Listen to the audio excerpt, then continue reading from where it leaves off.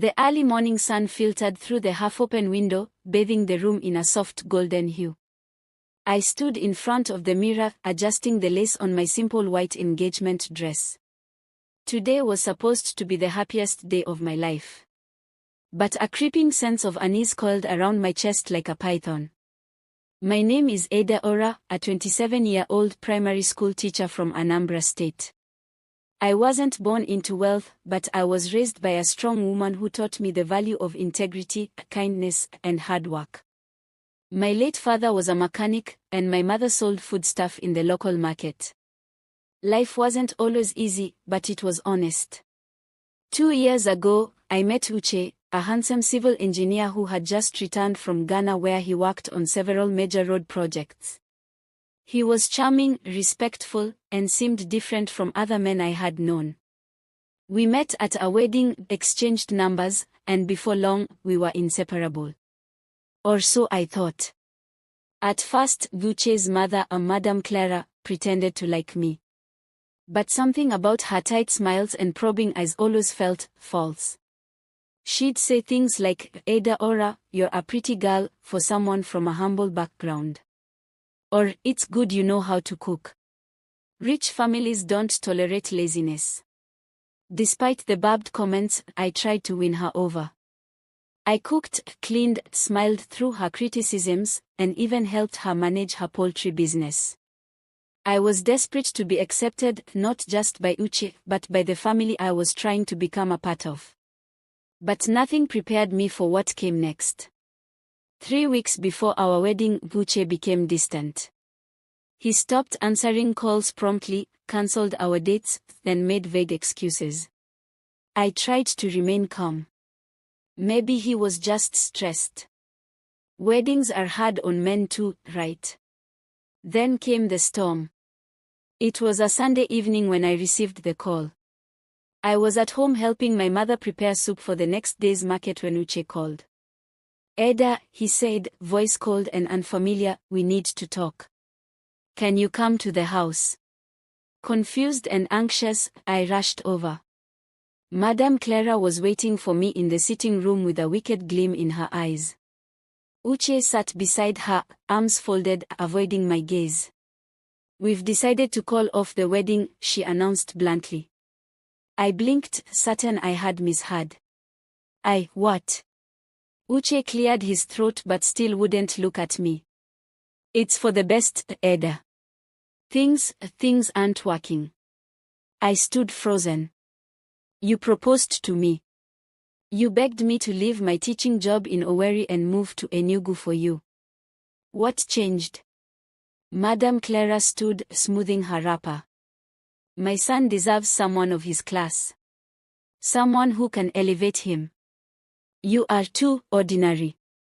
The words cut deeper than a knife. And then, as if that wasn't enough, she added, "He will be marrying Amaka, the daughter of my childhood friend. She studied in the UK, comes from money, and her father is a commissioner." The room spun. I left in silence. I didn't cry that night. I didn't scream. I just sat in the darkness of my mother's compound, staring into the distance. How could someone I loved betray me like this? And how could a mother choose class over character? 2 weeks later, Uche married Amaka in a lavish ceremony that made headlines in local tabloids. I saw pictures on Instagram, Madame Clara beaming with pride, Uche looking smug, and Amaka flaunting a diamond necklace that probably cost more than my annual salary. I spiraled. For days, I couldn't eat. Couldn't sleep. Every time I closed my eyes, I saw their faces, mocking me. But pain has a way of turning into purpose. 3 months after the wedding, I picked myself up and accepted a scholarship I had earlier declined, to pursue a master's degree in education policy in Nairobi, Kenya. I moved, determined to start over. It was in that foreign city that my life took a turn I never expected. It started innocently enough, an education conference at the Nairobi Serena Hotel. I presented a paper on inclusive education for rural African children. After the session, an elderly woman approached me. You speak with such passion, she said with a thick Kiswahili accent. Are you Kenyan? No, ma. I'm Nigerian. She smiled warmly. Impressive. My son would be fascinated to meet someone like you. I didn't think much of it. But 2 days later, I received a formal invitation to a dinner hosted by the royal family of the coastal Kilifi region. I was shocked. The woman who had approached me was Queen Mother Tunu of Kilifi, and her son was Prince Jabari, a tall, soft-spoken philanthropist who ran a foundation for underprivileged girls. From the moment we met, there was an ease between us that felt divine. He listened, not just with his ears, but with his soul. He never once asked about my past. He only cared about my mind, my vision, my heart. Our friendship blossomed into something more, something rare. 8 months later, I became Princess Edaora of Kilifi. The small, intimate wedding was televised locally, but I didn't need the fanfare. I had finally found someone who valued me for who I was. Word of my new life spread like wildfire. Back in Enugu, tongues wagged. Even Madame Clara reached out through a mutual friend, sending a long, sugar-coated message about how she always knew I was special. I ignored it. But life had its own poetry. One day, while on a visit to Lagos for a charity event, I ran into Uche, sitting alone in a cafe, looking disheveled and bitter. His eyes widened when he saw me in my regal attire, flanked by security personnel. Eda, he stammered, standing to greet me. I smiled politely. Good afternoon, Mr. Uche. He tried to force a conversation, but I excused myself. There was nothing left to say. As I walked away, I realized something profound. Sometimes, rejection is the redirection we didn't know we needed. Months passed, and life as a princess was nothing like the fairy tales. It was better and harder. In the beginning, everything felt surreal.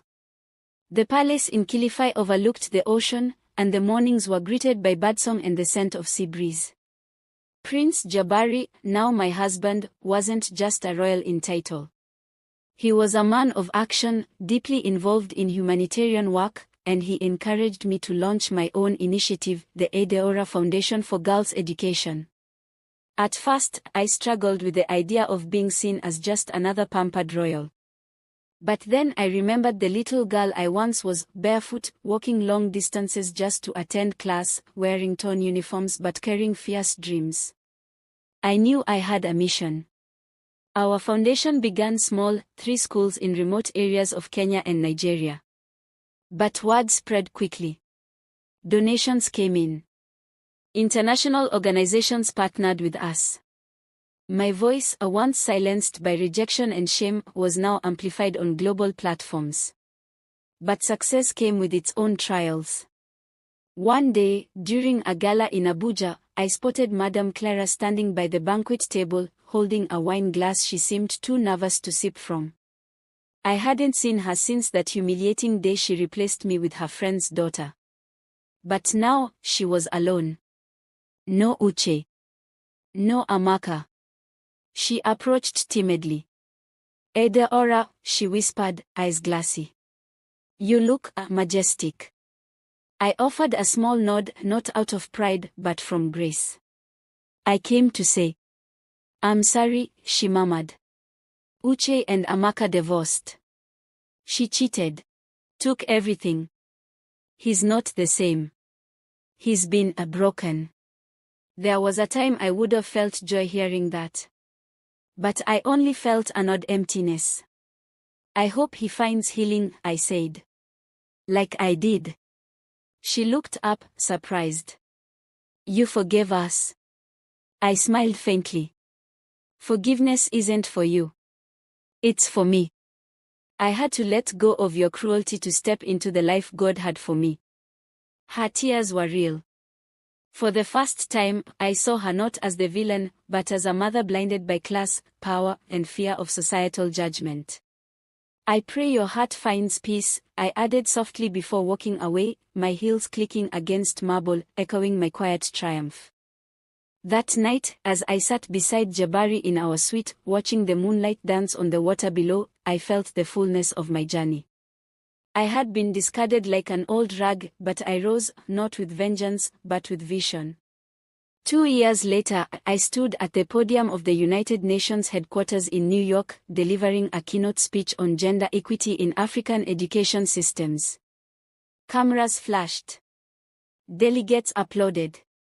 But as I spoke, my mind wandered not to the present, but to the girl I once was. Eda Ora. The ordinary girl not good enough to marry a man because she didn't come from wealth. And yet, here I was, not only married into royalty but changing lives, one girl at a time.